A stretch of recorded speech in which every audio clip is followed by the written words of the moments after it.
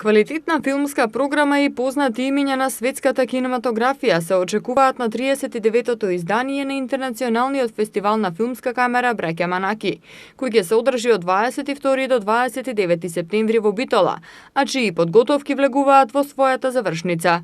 Од Интернационалниот фестивал на филмска камера Браќа Манаки соопштија дека годинава ќе има 14 програми, а проширен е и кругот на селектори кои ги обликуваат програмите.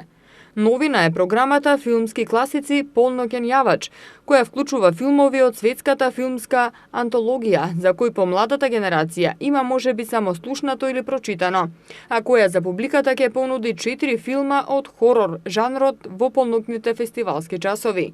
Во главната програма пак се вклучени најновите филмски продукции на големите мајстори на филмската фотографија. Оваа година фокусот ќе биде ставен на студентската програма.